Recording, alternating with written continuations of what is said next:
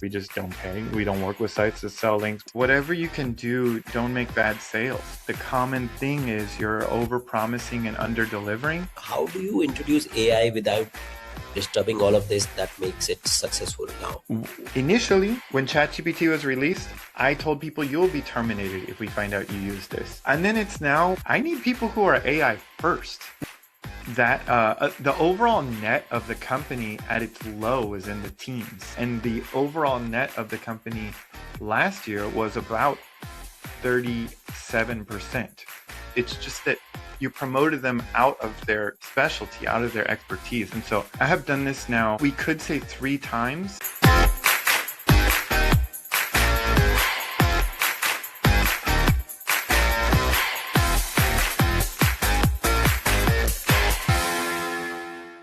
Welcome back to the Agency Insider Show. I'm your host, Navneet Kaushal, founder and CEO of Page Traffic, and we have been helping businesses win at SEO for over 23 years now. Today, I have a guest who has done something incredibly rare in the SEO world. He built $1 million agency that has never paid for a single backlink, not one. His team has sent over more than 250,000 pitches and earned more than 25,000 media placements on sites, average DR 75. And now he's doing something even more fascinating, using AI to slash his agency AI cost of services sold by 80%. And he's building an investment fund for acquiring businesses from retiring owners and injecting AI into them. Please welcome Greg Heilers, co-founder of Jolly SEO. Greg, what a pleasure to have you on the show. Wow, Navneet. I'm grateful to be here. That was a great intro. Thanks for having me. Yes. So, Greg, before we dive deep, I want to set this stage for our audience. You have spoken at Brighton SEO. You have been published on HREFS, Backlink Co. You have run your own podcast. But the thing that fascinates me most about you is that you came to digital marketing from organic agriculture and conservation work across 4 continents. So now that's not your typical SEO founder story. So I have to ask right off the bat, do you approach link building the way a farmer approaches growing crops? Yeah, I'll take it a little twist here. We approach the talent this way. What we are doing is different, obviously. There's pros and cons. I'm not saying better or worse, but the talent that comes in is used to paid link building, and Okay. they do need some training over time, and it takes them a while to get used to what we are doing. So, of course, we have to be patient with the individual links. There's a longer Right. turnaround time with the campaigns, but I take this cultivation approach with the talent. It takes a long time to get people to be able to produce in this kind of dynamic. Right. Right. Now, so I know the basics of how Jelly SEO started. You and Morgan saw an opportunity to take the freelance content work in-house. But I really want to know is what was the moment in your international work, whether it was in Guatemala, Palestine, or France, where you learned something that fundamentally shaped how you run Jolly SEO today? I am just amazed at this research. Okay, you mentioned Palestine. At this point in my life, I was searching for the truth. I really, as a young man, believed that there could be some objective moral code out there to follow. And I could just be like jaded midlife Greg talking here, but I've learned that there's a lot of different ways to do things. There's not just one right way. And so this Okay. has, you could say, informed how I've slowly managed to extract myself from a lot of the day-to-day at the agency. It's a tough process. It's taken me 10 years of evolving, but I've come to respect that other people have different ways of doing things, and I Okay. just sometimes need to get out of the way and stop telling them how I want it to be done and let them do it how they know how to do it. Okay. Now, you went from editing over 10 million words and writing thousands of articles as a freelancer to running a team of hundreds of writers. So what was the hardest mindset shift in going from person doing the work to the person building the system? Yeah, we made all the basic mistakes. I mean, we paid people on not just on a 2 week turnaround time or a 1 week. Sometimes we paid that day. Sometimes we got the sob stories and we paid people before they did the work. You can imagine how that story ends. Some of these people weren't even real, and this was before AI. Like Wow. we just made all the mistakes, and it's from my experience, it's the hardest part about running an agency. I mean, finance has been a real learning curve, but it's the human side because Right. actually, believe it or not, of course, you will hear plenty of stories to the contrary. But believe it or not, Morgan, he's a really empathetic guy, and I care too about people, and business is a little different. You can't always just believe everything people tell you. You have to read between the lines, and you have to protect the business interests too. So that that has there's been a lot of learning curves, but when you're solo, you just think about those dangers with the clients, right? But now when you run the agency, you have to deal with both sides, the demand Right. and the supply. You've got to manage both of them. Agree. I mean, when I started, of course, I started 23 years ago. So, but I still remember when my team member comes with some odd request, I always say them one line: stick to the process, because at the end of the day, right or wrong, I know out of 10 times, maybe I'll be wrong one time, but I'm sure I'll be right 9 times. So I always say, let's stick to the SOP, let's stick to the process, and don't think anything else. But I always say the process saves the day. Yeah, I love it. I mean, and it's amazing how the time teaches you these things. As you said, 23 years. I mean, you've just learned twice as much as me at this point, right? So it just I'm going to need these reminders. In a few years from now, I'll hit some mistake that you made 9 years ago, and I'll finally learn why you have that saying for yourself, right? Yes. I have been through all of them. People would come up and give up some urgent, absurd things. I need loan and I need that. And I've been gone all through this. And I said, no, we don't give loan. We don't lend money to an employee who just joined yesterday. We don't give advances, whatever it is. They said they have this emergency, that emergency. I said, anybody can have an emergency, but let's stick to the SOP and process. So I learned it the hard way. Of course, we all learned that. So now I know my process is there, and I always tell them, right or wrong, the process stays same for everyone. Yes, I think that's the one thing. I know that I said younger Greg had to learn that there are no objective truths, but there really are some, and it's that, at least in my experience, everyone can respect when you treat everyone the same. If that's the reason is, hey, I sorry that's happening to you right now. Everyone else is being treated this way, and you need to be with them as well. And so Right. I think that's fair. Yes, yes. Now, you have said publicly that you have failed in a lot of preventable way as a founder. I'm sure one of these reasons as well. Now, I would love for you to share one failure that your our audience can actually learn from, something that costed you real money or real relationship. Now, what was it, and what would you tell your younger self?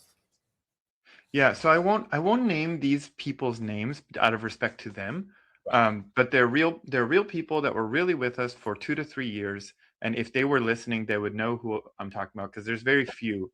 They're painful lessons. So as I was mentioning, the talent has been the big learning curve for me, and I don't use that word disparagingly. I mean, these are talented people, and I mismanaged it. Are you familiar with the Peter principle?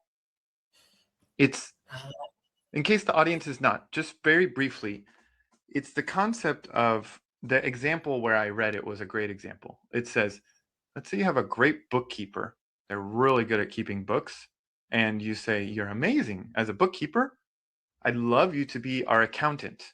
And let's say they do a great job at being an accountant. Great job.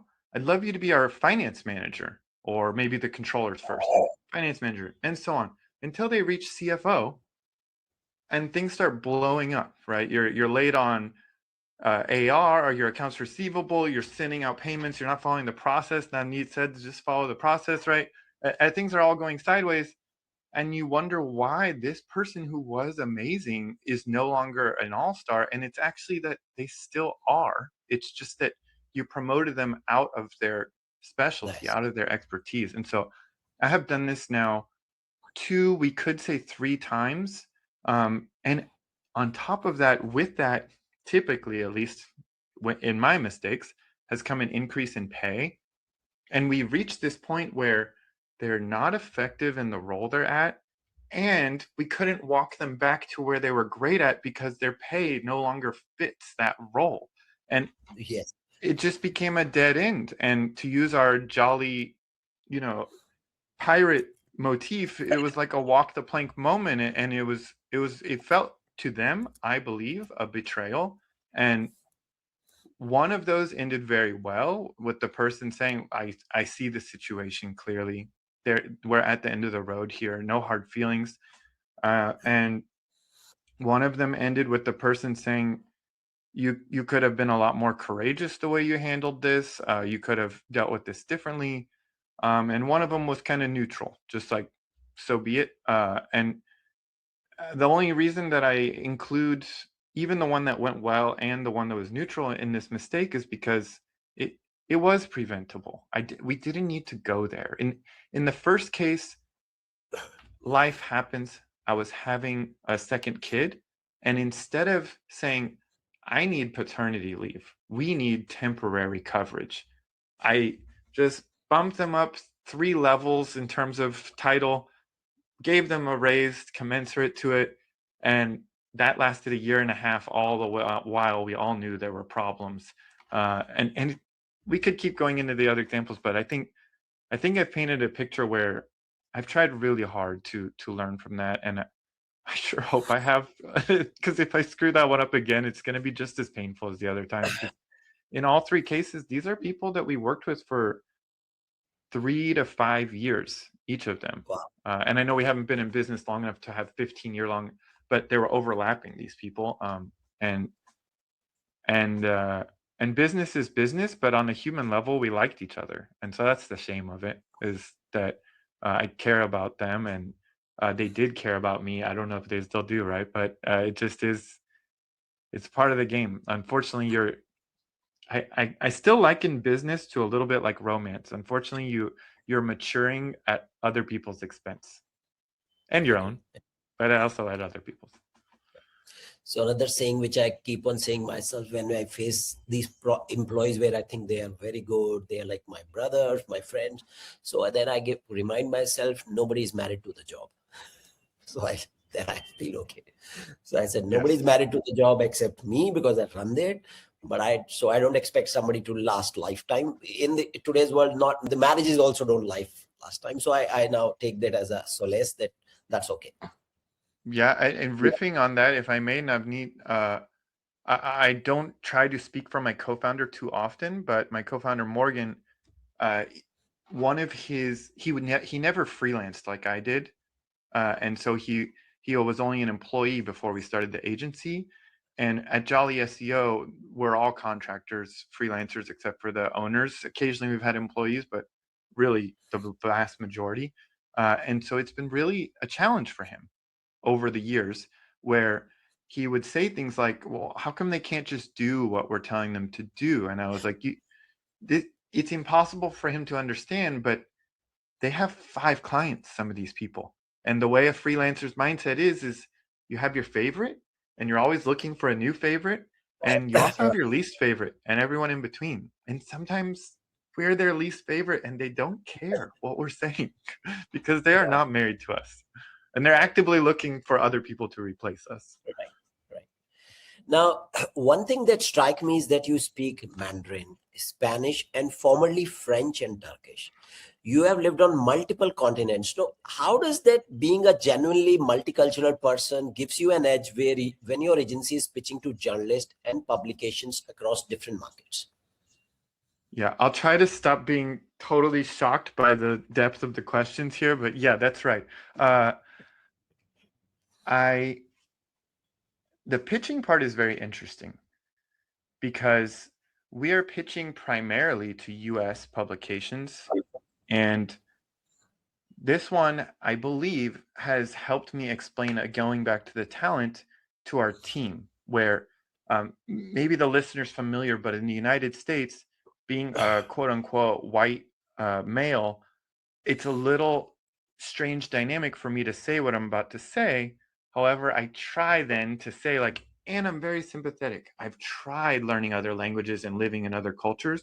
So what we're doing here is we need to speak to the American cultural audience, not because it's better, not because I like it, but because the publications are in America writing content for Americans. So that's what we have to Yeah. Yeah. style all of our writing and our outreach around, is the recipients of our outreach. And I can try to leverage my own pain points to empathize with them. And I don't know, Navneet, your position on this, but I've been saying in a few podcasts, and I wonder how the audience here will feel about this. One thing I've been really sympathetic as we went through over the last couple years, AI writing detection software with false positives and negatives.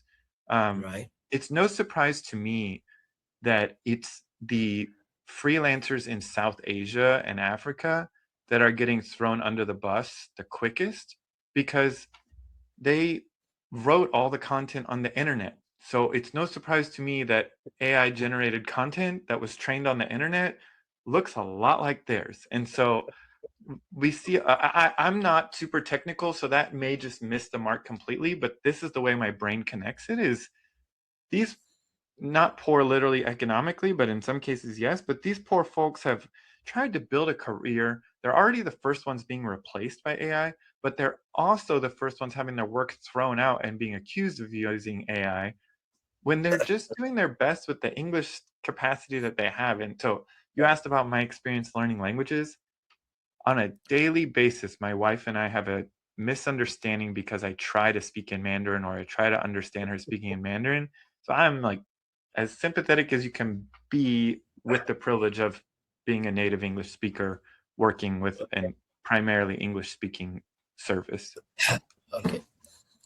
Now, you describe yourself as a proponent of servant leadership.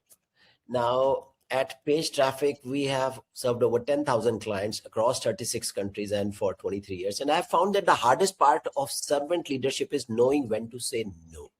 How do you handle that tension between serving your team and making tough business decisions? Wow. It's ebbed and flowed for me. I thought I was such a great servant leader when not everything was on my shoulders in like managerial positions, and I didn't realize that my decisions sometimes was passing the buck, to use an American phrase, was like making the problem that I accepted and didn't deal with, making it someone else's problem. And so now currently at Jolly, I can only speak to currently. Again, you're 2 to 2.5 times ahead of me here, right? But currently, what I'm trying to do is respect my boundaries and the company's boundaries. Back to what we talked about, the process is the process. Right. When I do find people deviating from our SOPs, being fair and trying to understand the reason, and making sure as quickly and as clearly as I can communicate, the SOPs are there for a reason. If the SOP is not working for you, you need to update it and tell people that it's broken. Yes. You don't go off. We have this happen still, so it's not a perfect thing, but we still have these instances happen where people deviate for 2-3 months before the cascading failures finally reach my attention, and then you have to do this forensic analysis. It becomes this whole witch hunt, totally unnecessary. If we had a culture where people can just communicate when things are broken. um, Here's a recent example. We had and you mentioned in the intro that we are AI friendly now. We weren't for years, but as part of evolving our operations, it has meant that talent has felt the squeeze, just like globally, talent is feeling the squeeze. And so people are saying, hey, this new compensation structure won't work for me. And what I'm telling our operator, who's awesome, Muskan Rana, I'm saying, you're in a tough spot as the operator who's dealing with people who were paid under the old manual style, and Right. now we're asking him to adjust to the new reality. uh, However, that's as far as your sympathy can go, because we are finding other talent who will work under the new dynamic that we need them to. And Okay. so it's just respecting that boundary of what is the policy now. And I understand that's tough because it's you're an agency, we're an agency. It's the same for us, right? We also have to deal with client demands changing. Right. Right. Now let's move to our next segment, which is the earned media machine. So Greg, Hero was the backbone of your business for years. Then it shut down in 2024 and came back under features.com ownership with completely new rules, AI scoring of pitches, spam filter, even a podcast category now. How did the disruption affect Jolly SEO and how did you adapt? That is such a good question. We first of all, I put my head in the sand. Like, this is a repeating pattern for me. Put my head in the sand for too long. When we did switch briefly there in that history you described, it became a SaaS called Connectively. That pivot, we hard pivoted into it and lost tens of thousands of dollars in labor costs. Plus, think about the opportunity cost in providing real product for clients. Big mistake and learning opportunity. I thought that when it came back, it would be not what it was, but at least more of an opportunity than it is. So it really became the catalyst for us, alongside this whole AI trend, right? To just start innovating again. We actually lived in fear of Harrow disappearing for years. As you said, it was the backbone of our agency for years. We kind of, Morgan and I, pat ourselves on the shoulder thinking we were like the first to productize like a done for you Harrow service, or at least make a name around it. Uh, and so we used to live in fear of that because that was our whole business. That was our bread and butter.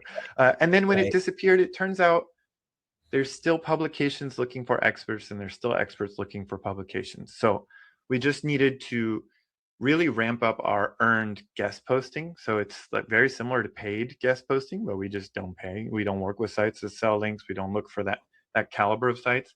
And we needed to try a lot more platforms than we were. We still are constantly testing new platforms, and we needed to do digital PR. And then today, now we're doing Reddit. And what's an amazing full circle is we're back to doing on-site content for people. We're doing article work for people because if we can write articles to pitch to other places, well, we can write articles for client websites, and it goes on. We have to keep product testing now. We can't do what we did, which was, like I said, I put my head in the sand and just kind of waited to see where we need to be more proactive if we're going to be valuable to clients in 2026 and onward. Okay. Now, you have personally written over 3,000 pitches with a 1 in 5 win rate. But here's what I want to know. What separates a pitch that lands on Forbes from one that lands in trash? Not Yeah. the general advice, but the specific things that most people get wrong even after reading every guide on the internet. Can I give you a top three? Please go ahead. It's much better to And have the top. caveat is that was my conversion rate 7 years ago, and we all know the game has changed. I haven't written pitches in a couple years. I don't do the direct outreach myself. Right. So the game has changed and the conversion rate's gone down because the AI slop is not just directly competing with your pitch, but it's decreasing a journalist's desire to open emails, period. So now, what can you do? I give this talk at, as you mentioned, Brighton, Shenzhen. I give this talk, and here's what's in my slide deck. This may surprise people, but take it back from the outreach, and you need the branded domain email address, Gmail, whatever. It's not going to cut it. I will accept a lookalike domain if you're afraid of spam, but why not your real domain and just don't spam? Why not just actually just only send 5 pitches a day and just send real pitches? You do know that the journalists seeing that, they're it's 2026. They're seeing the lookalike domain and they're knowing, I got it. They send hundreds of these a day. This is not really them. So we'll accept it from a client, but those domains don't perform as well. So branded domain, and then believe it or not, in today's age, people are still using, and journalists are very hip to, the fake persona. So cut that out. If you have no alternative, I'm sympathetic. It's a real tactic that can work. But if we're talking about getting onto Forbes, you need someone who in their email signature of the outreach message has a link to their LinkedIn.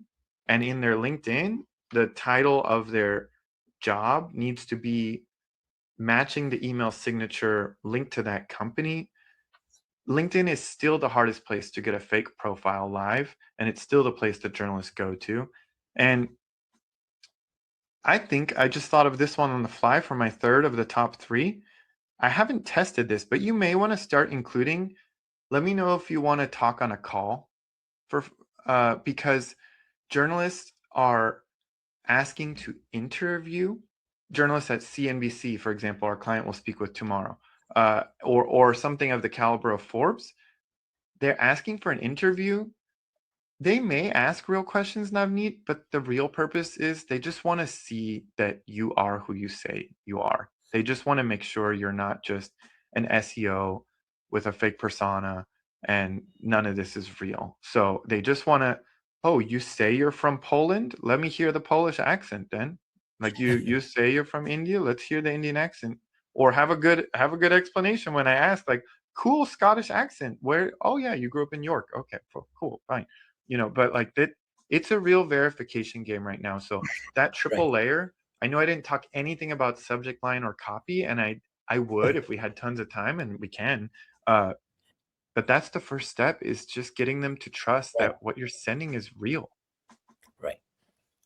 Now, so now the new Haro now scores every pitch for AI usage, and journalists can, you said, filter out AI generated response entirely. Now, this is fascinating to me because it creates the entire real tension. Now, AI can help you scale, but it can also get you blacklisted. Now, how is Jolly SEO navigating this? What's the right balance? Okay, here's the balance for us.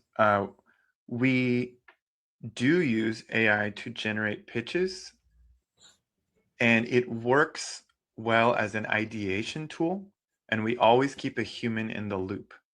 And we Okay. mostly use it on the guest post side. Even though we don't do paid link building, we are finding that those sites, understanding the value proposition, the value exchange here is, we're going to produce a high quality article that's going to be great for your SEO, and you're going to give us a link back for a client. They're not naive to this at this point, most marketers. They're sometimes not accepting of AI generated and human edited content, but often more open to it. And then you will see this in an interview that I did with Brett Farmelo of Featured in Harrow now, that I think he gives great advice. He owns Harrow, which has a really strong AI filters, as you mentioned, and he owns Featured, which has, for the journalist, a checkbox, like a toggle setting. They can select if they're open to AI or not. And I thought this was really good insight from Brett. He said, if they are open to AI, they're probably going to ask you for that interview we just talked about. And if they're Right. not open to AI, they may not. And the logic there being, some of us understand the world we live in and that we generate content, especially written, through AI now. But what they really Right. care about is that you are who you say you are. And then the other ones who are not open to AI, they may be a little paranoid about that, but they're using that as their filter instead of the interview. And that was my kind of extrapolation of what Brett said. So I'm not trying to put words in his mouth, but for us, it's been a bit of triage, knowing where it's okay to use and where it's a total wasted effort to try to use. Yeah. So I had done my podcast with Brett as well. So yes, I know what you're talking about.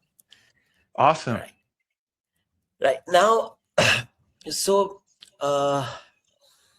now beyond Hero, you work with connectivity, ProfNet, Featured, Help a B2B writer, Source of Sources, and Curate. Now, for an agency owner listening right now who wants to start earned media outreach, if they could only use 2 to 2 to 3 of these platforms, which of these you would recommend and why?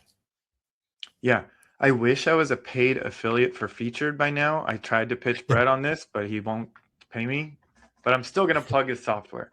I still think that if you're new to it, it's the lowest hanging fruit. It doesn't, without trying to bash it, it doesn't mean it's the best quality sites either. So you need to be careful and do some filtering. But it's the lowest hanging fruit in the earned media space. And just to be clear about the value prop, the publishers get like free generated article from Featured. So you pay a subscriber fee to Featured. You don't pay for the placements, but you pay the software company so that it can do the work it does in facilitating, much like Quoted. But for me, Featured, I've talked about it too much and I've pretty much killed it, but I'll say it still. Help a B2B writer. It's a good one. It's a really good one. It's still trusted. And then here's one that I haven't cracked, but because of our problem in our space where the AI slop is making it so that the journalists, the marketers, in some cases, are less interested in these platforms now because of the problems, they're turning to LinkedIn and they are reaching out to the experts, or they're more open to experts reaching out to them on LinkedIn. Because remember what I said, it's the hardest place to get a fake person to live, to survive. So we haven't asked our clients for access to their LinkedIn.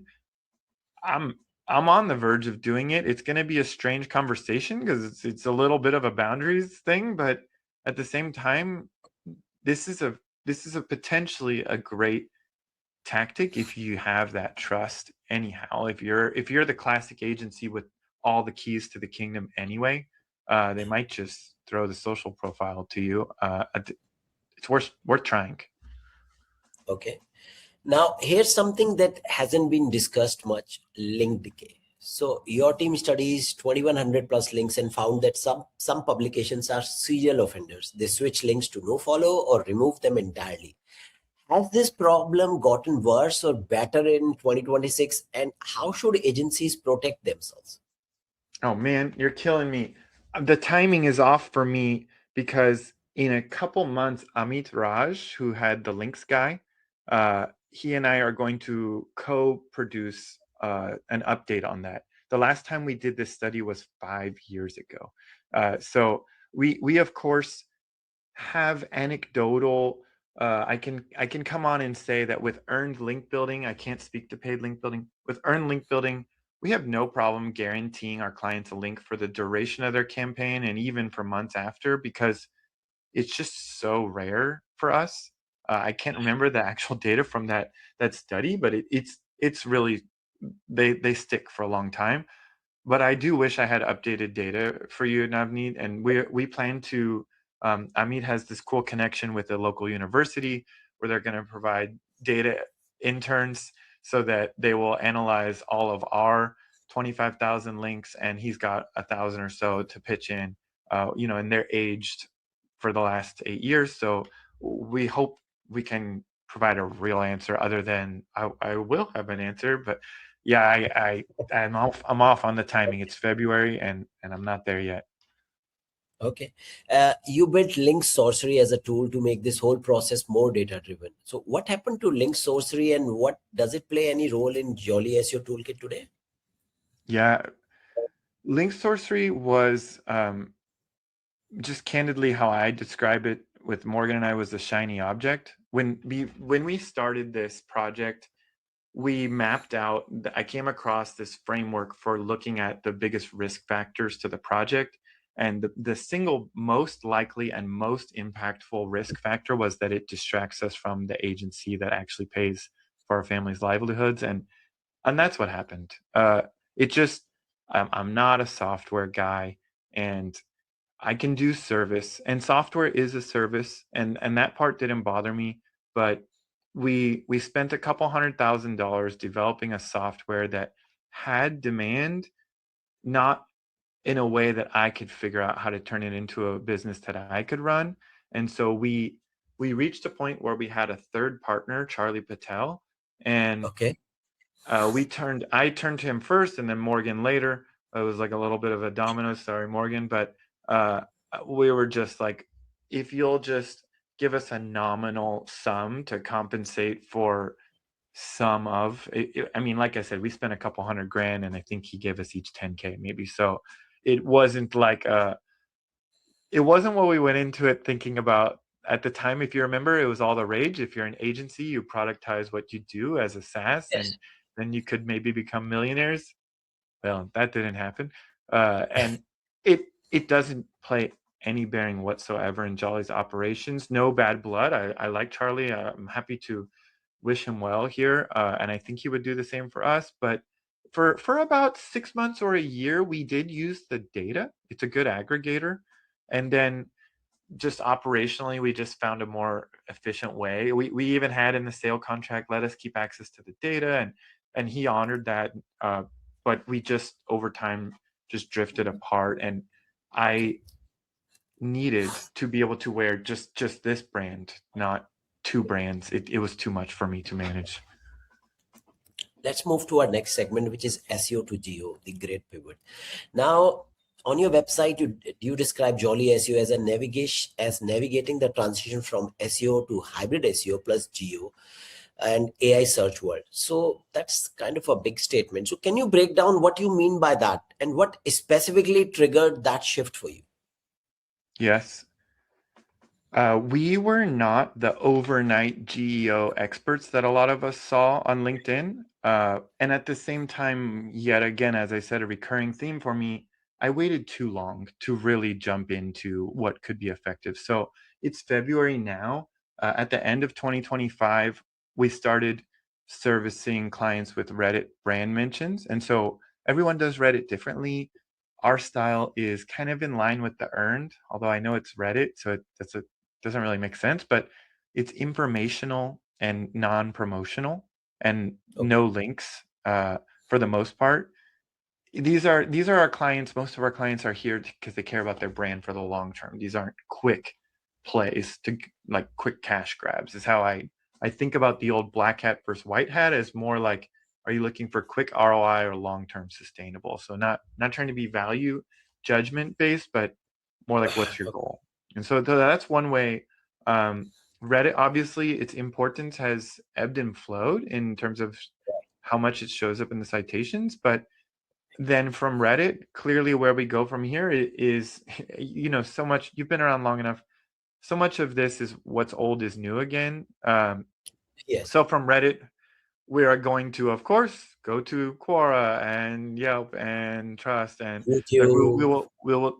I mean, why would we stay away unless we want to be ignorant about it? And then uh, another one is online reputation management, right? I've put out a couple content pieces about ChatGPT reputation management.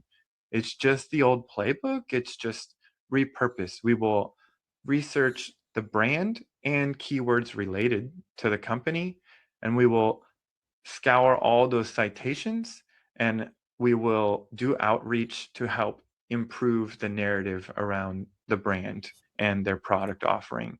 And so those are two examples of we're truly navigating it for ourselves too. We are debating a rebrand because we have SEO in our name, unlike you, which I think is great, because we are like, are we supposed to be SEO anymore? Aren't we supposed to be like something else? So we really are navigating it for ourselves and our clients, and that it is a big statement, but I don't mean it as again like we know how to do it all. I want to be transparent where we're still trying to find our way in a lot of ways. Okay. Now, brand mention carries a lot of weight in AI search as of 2026 as well. Now, this is something we are deeply invested in at Page Traffic as well. We have built our own tools specifically to track how businesses show up in AI platform like ChatGPT and Claude and Gemini. Now, from your earned media work, what patterns are you seeing? Are the journalist placements you have been earning for years now showing up as a citations in AI generated answers? Well, I should have a better answer for you in terms of are they showing up directly? I had an interesting study come across my desk this morning that said, you know how about a year and a half ago, press releases became hot again because they were a quick boost. And then so Right. digital PR got a tailwind too. But then what I read this morning was saying that tier one websites seem on average to be blocking crawlers. They don't want their sites being free training data. They want their licensing deal, I'm sure, and they want that leverage.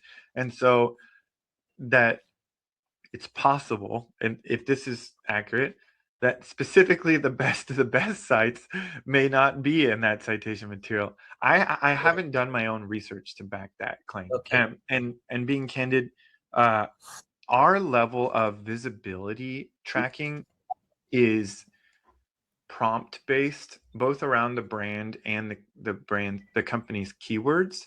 And we have, I'm sure you've already learned this, but we have done it through API calls. And so one thing I need to improve for us is grounding in like web app prompts. We haven't done a good job at this, and so we need to do better on our visibility. And I don't know if you built out an in-house tool for that. We did, because Yeah. at the time there, We yeah, have there weren't to. there weren't good tools on the market for a while there. They're starting to be now, but now Yes. we've already done so much in-house. We're just gonna probably keep going. Yeah, we have our in-house tool, and from day one we didn't use the API, so they are grounded and they are a headless browser calls which we are doing, because then I knew that API is not giving the right data, and of course Yes, API yes. doesn't have. So we are using the grounded ones, and we are using headless queries That's with the awesome. browser. And that's where, again, transparency, we just have to communicate with our clients. We have to say, this is what we're doing and these are the flaws in it, and this is what we need to do to Right. improve our reporting for you.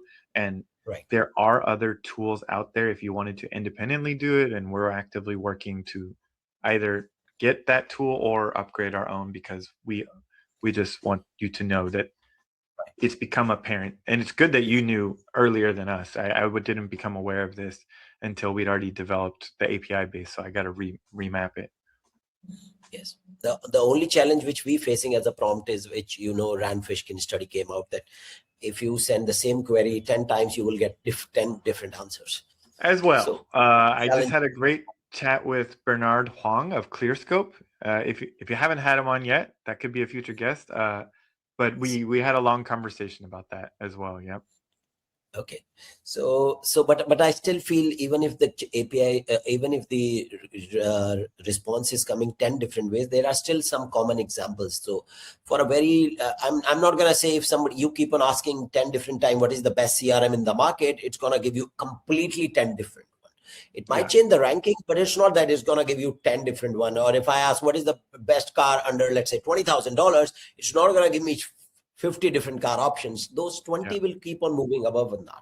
So I still believe that it is still workable when your citations are there. It's not that you can be pushed, okay, I want to be number one, because number 1, 2, 3 are volatile, but I don't think they are changing entirely. Absolutely. And similarly, what we say to clients when they ask us, for example, what how are you going to demonstrate the impact of Reddit brand mentions, for example?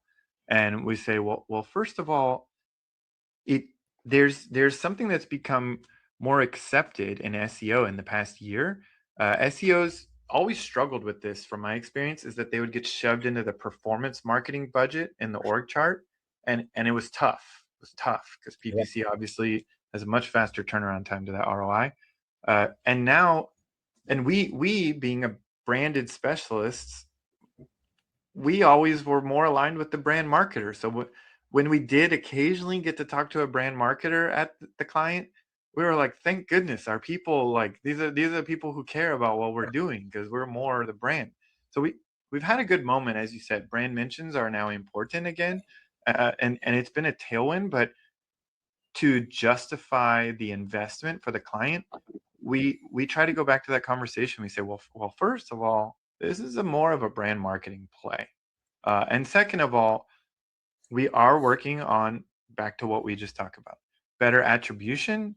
However, it's still pretty muddy, as most of us SEOs know. It's not really crystal clear all the time, and especially click-through traffic, like, that's really hard to dial in. So uh, we're doing our best here, and that's not to say end conversation. You should just pay us and shut up. It's just this is where we are at. Right.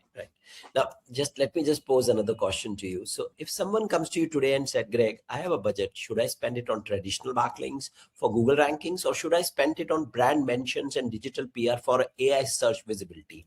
What would you tell them? Well, I'd have to ask, what is your goal? And it sounds like a silly question because most people would assume that it's to generate sales. And I know that is the end goal, but I think each part of your marketing budget should have a specific goal in mind. And going back to what I just talked about, there really is such a thing as brand marketing. You're doing this podcast, I do a podcast. Sure, we want a future lead to attribute the podcast as the reason that they came, but we both also know most likely they're going to attribute why they showed up for that sales call that day to something entirely different, but the podcast was part of the journey. And so for these people, I really do, especially when we talk about small budgets, specific budgets. First, we look at what's their site look like. If it's like 5 pages or less, I'm like, none of the above. Why don't you work on on-site content and get more of a footprint together before you worry about off-site? At least if either SEO or AI searches are your goals. It's just tough for a small, tiny little footprint like that to make an impact. And if you've got the on-site content together, I have seen different data points, but the strongest consensus and the most recent I have seen combining those two is that AI search is still informational and people still take action on traditional Google, which is a very interesting set of data if that maps for your specific business and your specific ICP. If you're just looking for what can I get the most sales on and you have a chance to compete on the keyword, you'd have to do the analysis. Then I'd go for the straight backlinks to boost you on that SERP. But if we're more patient and we're looking at the longer game, then it does become a little competitive between AI search and Google search. Google's maybe decreasing in proportion, but it's still growing overall in terms of search volume. Right. I don't think it's money poorly spent. I do understand the market perceives that, but I don't think it's money poorly spent. Right. Now, so you said you have your own tools, but is there any other way you are measuring the impact of earned media on AI search or are there any tools or framework your team is using to track whether a Jolly SEO placement on Forbes or Business Insider get picked up by ChatGPT or Gemini or any other LLM? That right now, the version 2.0 of what I described is under development. Okay. I thought that I was going to kick it off, but I've been delaying it. So my teammate Muskan just took it over. And that one is TBD as far as I'm concerned. No disrespect to her, but I need to see it be a real improvement over what I described we're doing. Otherwise, to be honest, I will go back to what I said happened with link sorcery. I will just say, you know what? We're doing the best we can, and maybe right now on this thing, the best we can do is be like, yo, Navneet, are you licensing that yet? Or go to someone else and pay them for what they're doing great, and then just keep focusing on delivering. If we can pull it off in-house, all for it, because it leaves many more doors open in the future for serving our clients well, and not to start another software business. I'm done with that for now in this part of my life. But yeah, it's TBD for me because I want to see material improvement, and I don't want to see just like a visual, it looks a little cooler kind of thing. Right. Now, for local business specifically, and this is something close to my heart because we've been automating quite a lot of local SEO at Page Traffic. How does earned media and journalist outreach play into a local AI search visibility? Now, can a local plumber or a dentist benefit from the kind of work Jolly SEO does? Yeah, and the way we would have answered this in traditional, I think, still applies. The branded play is like a rising tide lifts all boats kind of thing. And I know we're talking about one business, so bear with me. in traditional SEO, we would have said this is going to benefit your whole site. In AI search, I would say this is going to benefit your company as a whole, and you're not doing this again for the quick or even the targeted promotion of a specific product or service. This is about your brand and the narrative around your brand. And absolutely, I think we've all seen the data on brand mentions being beneficial, increasing the percent that your brand shows up in response to queries, and the percent of citations that include your brand as well on a specific query. But it's still a brand marketing conversation, in my opinion, and I don't want to sit here and say like you'll get X% more conversions if you have a branded backlink from this site. I want to say that most likely the other you have probably a better touch point on this, Navneet, but most local businesses are not our ICP. So most likely it's a little blue ocean for you right now. If you have this kind of budget to go after this, I think you're going to find it not very competitive if you're doing the other things well. So that'd be what I'd say if we were live in a sales call, while cautioning them that like if that isn't you and you don't have healthy budget, just stick to the things that like get your Google business profile together first. Like don't invest in us. Right. Right. Now, you mentioned your NextGen services on LinkedIn. So, is this Jolly SEO's geo offering, or what does NextGen actually include, and how is it different from your traditional link building packages? Oh, NextGen was a cute name we had actually going back to the start of our combo when we were decreasing costs. And so we rolled back pricing like crazy. It's not as low as when that came out, but we still have a line of branded backlinks that are $297. So it's lower than or comparable to our 2019 pricing on that. So it's pretty wild. Of course, we have more expensive stuff, but that's where that name. It was a cute branding play, but it's still core, and we've since rolled the name back. But that's part of our branded backlinks component, and it was just meant to imply that we were, next generation version of our outreach. It was the hybrid workforce, and it still is. Okay. Okay. With this, we come to our last segment, which is the agency scaling. So, you have said that scaling a digital service agency to $1 million in annual revenue isn't that tricky. You just need product market fit, but staying above $1 million is where things get hard. So, what specifically breaks when an agency passes that $1 million mark? Yeah, and I think a more established business owner would answer this differently, but I can say that the ceiling I have run into, and we're still not very far past that because we hit a plateau. So this is the ceiling that I think I can describe for people, is there's a tension between your spending on the best talent you can and you're trying to pay yourself for the immense amount of sacrifice that it took to get here and the risk that you still carry day to day in keeping this whole operating cash cycle moving, because it's no longer Greg the freelance writer, right? It's Greg the Right. CFO and then also Greg the CMO. So there's this tension between how do I get the best people possible who are definitely better than me at the things that I'm doing. I'm constantly trying to replace myself, and I don't have any more money available to pay them. Even though $1 million sounds like a big number, it gets divided up pretty quick. At our peak, we It's had yeah, right. 75 people. Now we have 35. But then that's because of the efficiencies we've talked about. But even Right. so, there's new software costs, etc. And yeah, that's the tension that I've found is the things that start to break really are, again, back to the earlier in the combo, the talent management and the finance for me is the other big one we didn't talk about earlier, but just understanding how to navigate that, and that's been a big learning curve for me. Okay.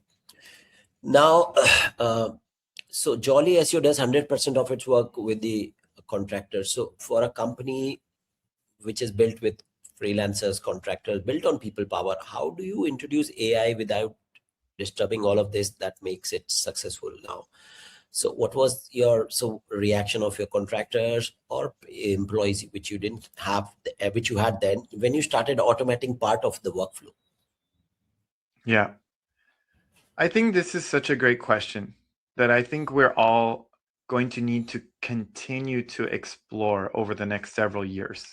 Because, so if I may, I'll just say initially, when ChatGPT was released, I told people you'll be terminated if we find out you use this.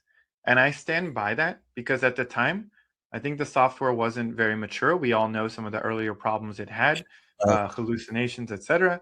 And our skill was zero. So I think we would have abused it. We would have misused it at least. So I yes, think that was correct.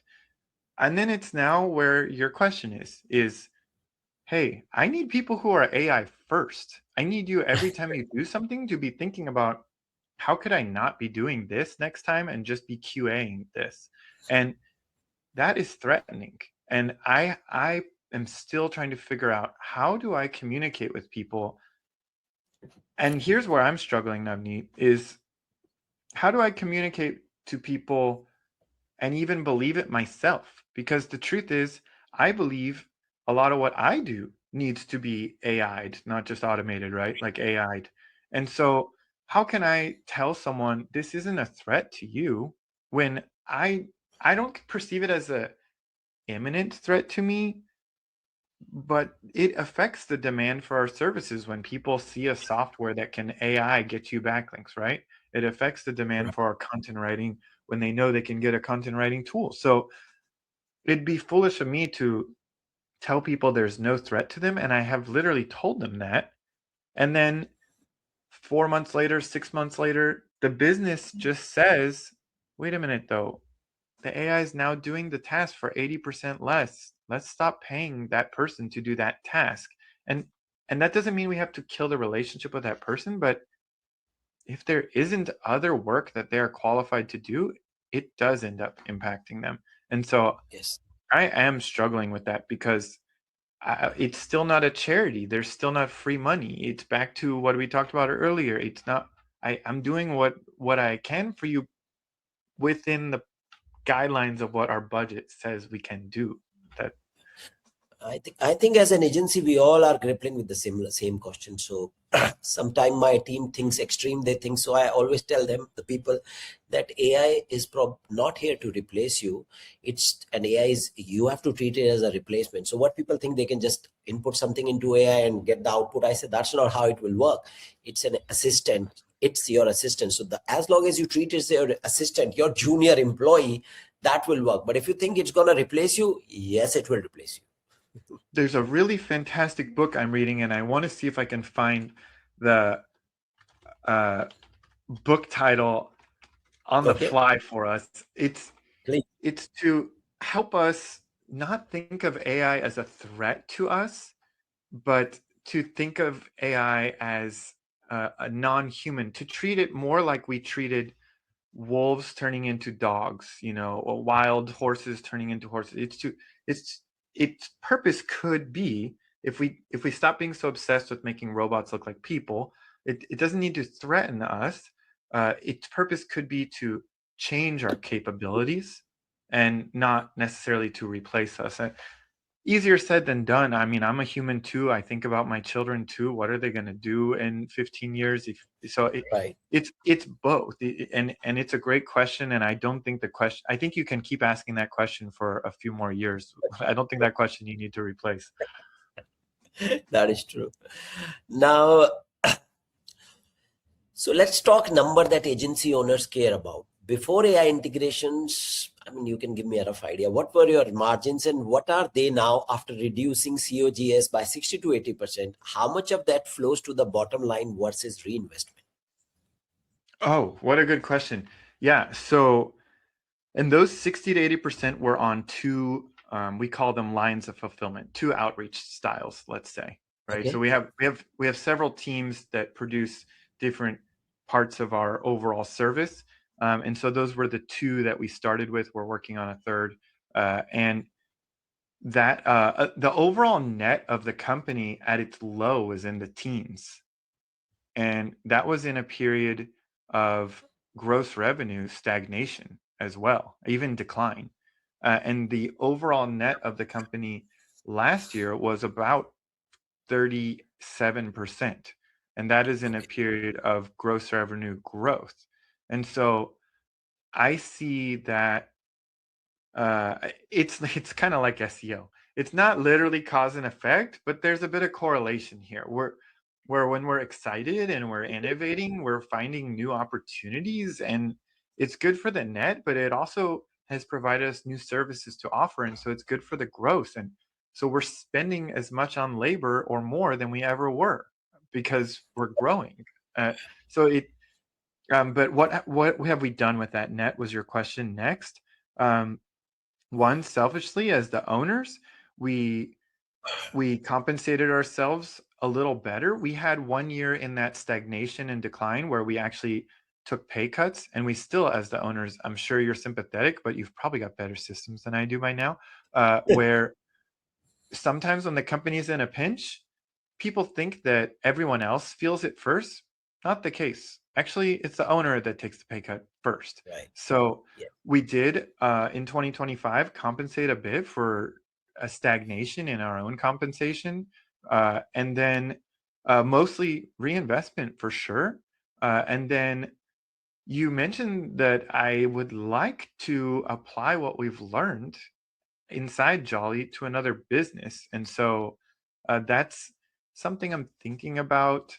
I don't know if I could go as far as robotics because I'm certainly not a developer and I'm definitely not an engineer, but I still think that it could be interesting to get into, like you mentioned, I used to work in agriculture. It could be interesting to get into a physical business in my neighborhood and just see what we can optimize, not in going back to the conversation of what does that mean for the people though, right?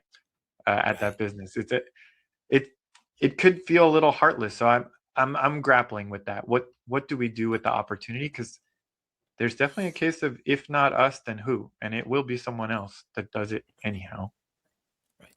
Now, you mentioned reclaiming your personal and family life with work weeks averaging under 40 hours in real vacations. Now, for agency owners who are pulling 60, 70 hours per week and can't figure out how to step back, what was the operational change that gave you your life back? Was it hiring? Was it AI? Or was it saying no to the clients? Wow, that's a great question. Um, it was definitely hiring an operator. So I we had a fantastic operations manager for a couple of years, and we have since hired a new operations director who's wonderful. It's finding this role is hard. In my opinion, it's the hardest. I think everybody recognizes at a traditional company that middle management is a really rough role, and that's what I mean by an operator, right? This person has to deal with the demands of the owners, and they need to navigate all these tough questions, but one to one with the actual humans that we're talking about. And that was a huge unlock for me, but it goes back to that tension of like, how much money can we spend? We want the best possible one. Right. It's tough, but that role, I know they say that the first person you hire should be an assistant. I'm reading Buy Back Your Time right now to try to buy back a little more time. And I skipped that spot. I'm going back to it right now. I'm looking for someone to own my email inbox and calendar and help me prioritize better because I skipped it entirely. I'm still tracking my time. I'm still spending an hour and a half a day on average on admin.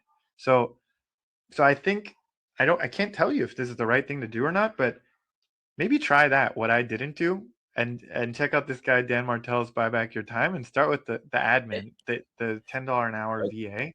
Um, Okay. but but for me, for better or worse, what it was the operator, and that's not just time. That's stress. The operator role it's tough, and that doesn't mean I'm on the beach, right? I still got to care about the finance, and I'm the chief marketer, but I'm not doing the day to day fulfillment, which that's a lot of pressure to deliver at the quality and the consistency that our clients expect.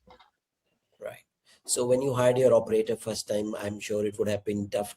So let's say for agency owners who think that maybe I need an operator. So what kind of a upskill or training? Because you know that not you don't get these people ready made. You just plug it in and it works. So how much time did it took you, and what exactly were you looking for a role when you were hiring an operator, and how much time it took you to onboard, or let's say this is understand that he can run on his own and you don't need too much of a hand holding?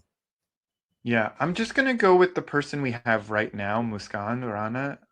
Please don't steal her, by the way, whoever you are listening out there.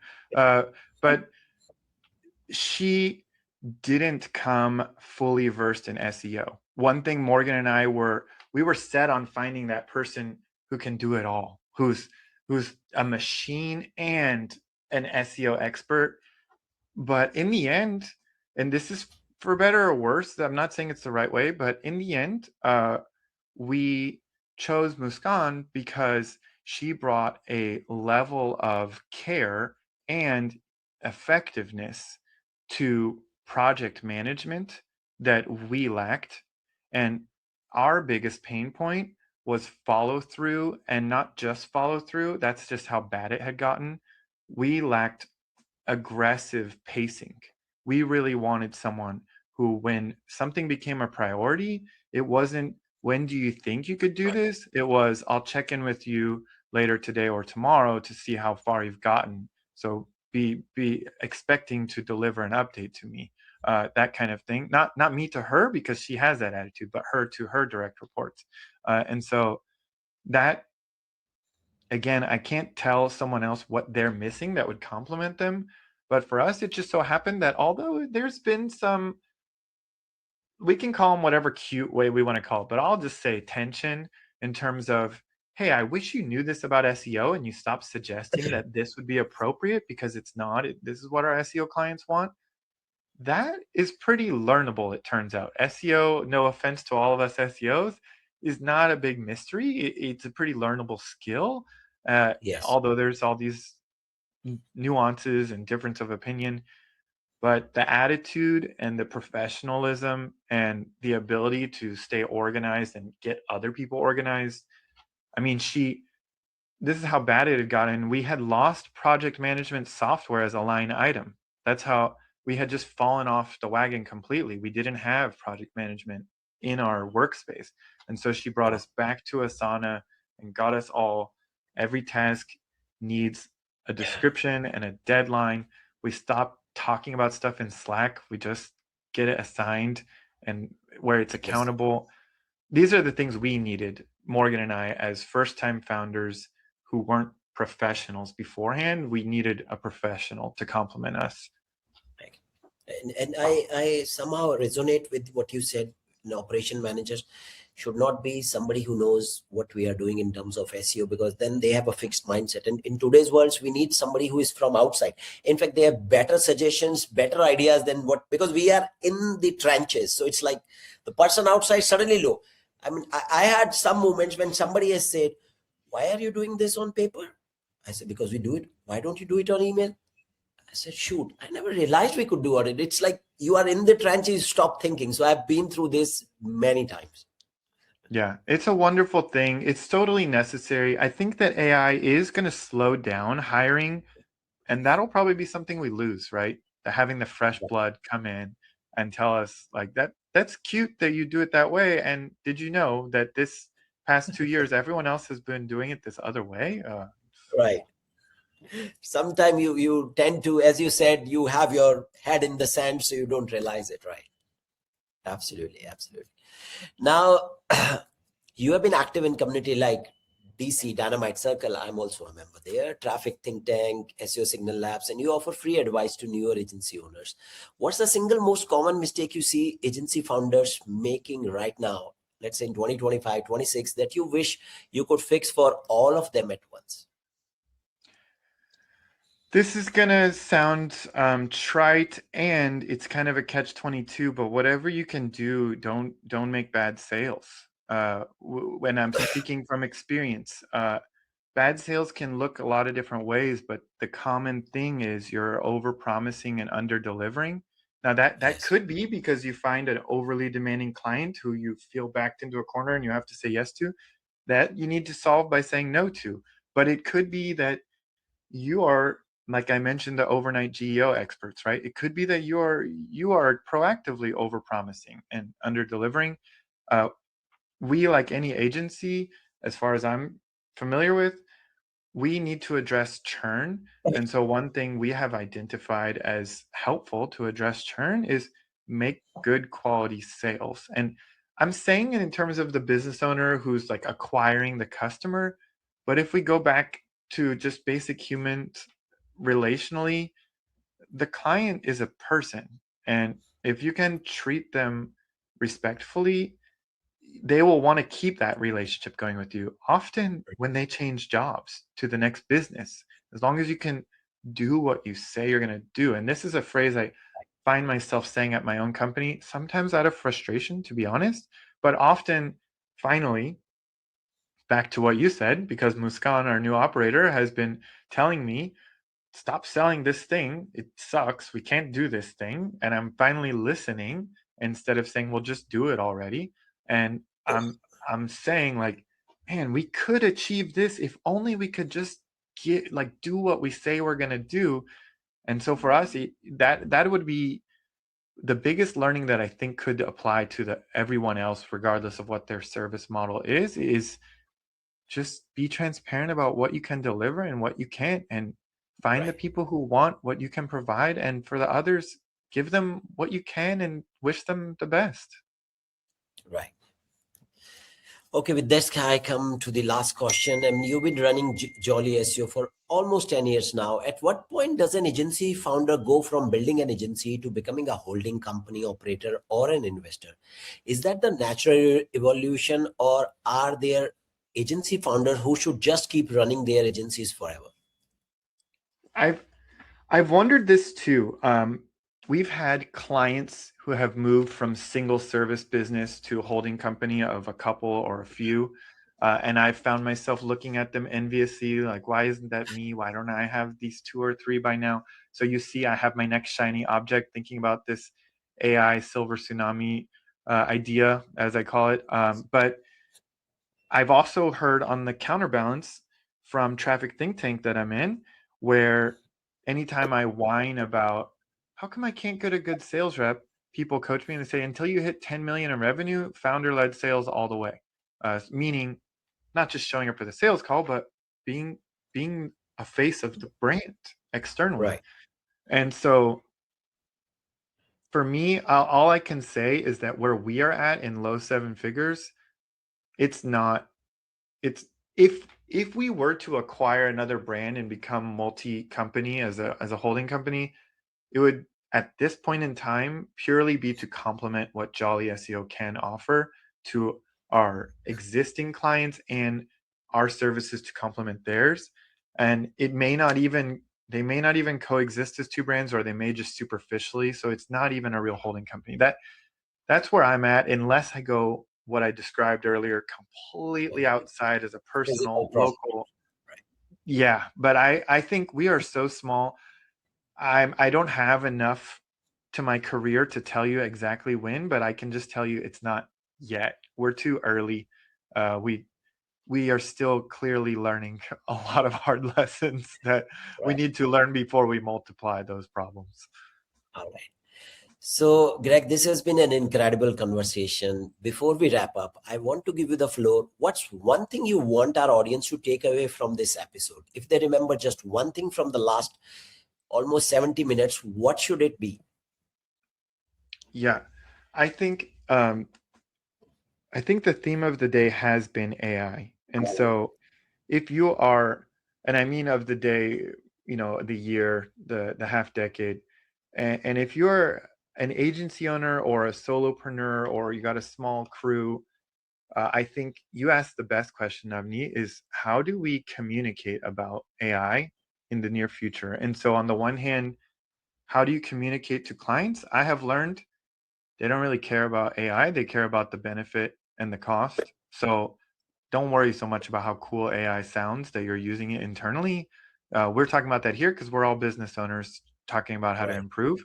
But with the clients, you talk about the value of your service and what they're going to get, and not about how much efficiency you're generating for yourself. And then internally, as I said, I'm still navigating that. But I think the takeaway would be to, from my experience, we didn't talk about this, but really identify who wants to be part of that journey on your team and lean into that.